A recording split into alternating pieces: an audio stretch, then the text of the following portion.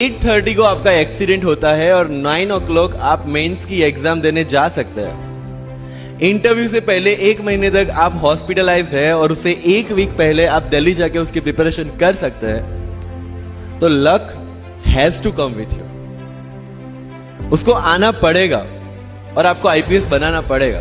मैं एग्जाम के लिए निकला, मेंस मेरा था, सुबह GS3 का पेपर था। 8:30 को मेरा स्कूटी स्लिप हो गया, मेरा लिगामेंट इंजरी हो गया, लेफ्ट हैंड में इंजरी था, सीट से ब्लीडिंग हो रहा था।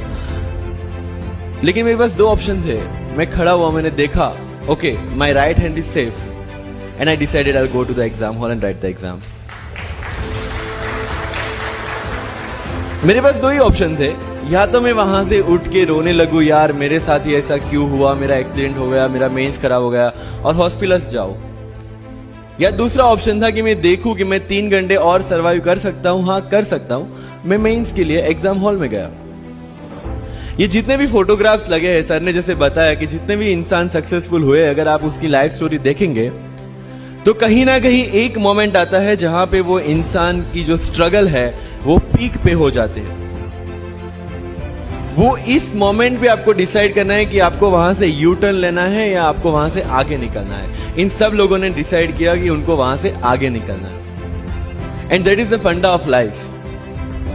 सक्सेस उन्हीं को मिलता है जो इस स्ट्रगल वाले मोमेंट से आगे निकलने की सोचते हैं। जब भी आपको लगे कि आपके सिर पे बहुत मुसीबत है, जब भी आपको लगे कि आप हर तरह से गिर चुके हैं, जब भी आपको लगे कि आपके पास कोई ऑप्शन नहीं है, तब एक चीज आप अपने दिमाग में लाइएगा कि यही मोमेंट है जहां से आपकी तकदीर बदलने वाली है। क्योंकि डायमंड जो होता है वो जितना ज्यादा घिसता है उतनी ज्यादा उसकी वैल्यू होती है। सोना जो होता है वो जितना ज्यादा तपता है उतनी उसकी वैल्यू होती है। अगर आप जिंदगी में तप रहे हैं, अगर आप जिंदगी में घिस रहे हैं, अगर आपको लग रहा है कि आप हर तरह से मुसीबतों में गिरे हुए हैं, तभी आपकी जो वैल्यू है वो बढ़ने वाली है। और यही मेरा एटीट्यूड रहा है। लोग बोलते हैं कि तुम्हारी फाइनेंशियल कंडीशन ठीक नहीं थी, पापा इलेक्ट्रिशियन थे, मम्मी हाउसवाइफ थी, डायमंड के कारखाने में काम करती थी, उसके बाद उन्होंने मैरिज में रोटियां बनाने का काम किया और उस तरह से मैं पढ़ा। लेकिन जब मुझे पूछा जाता है कि ऐसी कौन सी चीज है आपकी लाइफ में जो आप बदलना चाहते हो, एंड आई सेड नथिंग। क्योंकि अगर वो चीजें नहीं होती मेरी लाइफ में तो शायद आज आपके सामने मैं नहीं होता।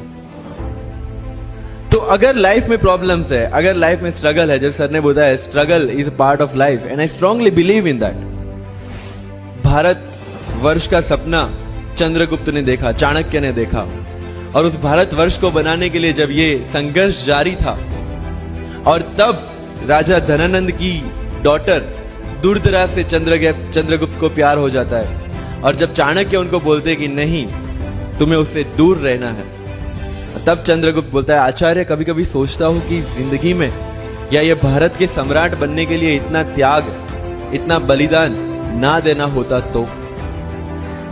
और तब चाणक्य रिप्लाई करते हैं तो हर कोई भारत का सम्राट होता। This is the fundamental rule of life.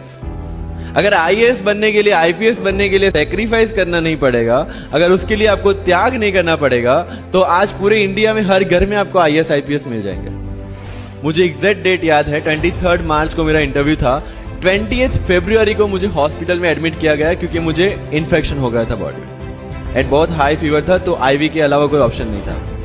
1 मार्च को ठीक होके मैंने सोचा चलो दिल्ली निकलते हैं। 2 मार्च को मैं दिल्ली पहुंचा। 3 मार्च को वापस से टॉन्सिलाइटिस का अटैक होने की वजह से फ्लाइट लेके वापस से पालनपुर अहमदाबाद, अगेन हॉस्पिटलाइजेशन। 15 मार्च को I got relieved from the hospital. 16 मार्च को मैं दिल्ली पहुंचा और 23 मार्च को I gave my UPSC interview. तो 1 महीने का हॉस्पिटलाइजेशन। उसके बाद जब दिमाग में ये था कि मेरे साथ जो लोग इंटरव्यू दे रहे हैं वो 1 महीने से प्रिपरेशन कर रहे हैं एंड 1 महीने से मैं हॉस्पिटल में था, again I thought this is the moment to prove yourself. I went to the interview और पूरे इंडिया में 2nd highest marks in interview.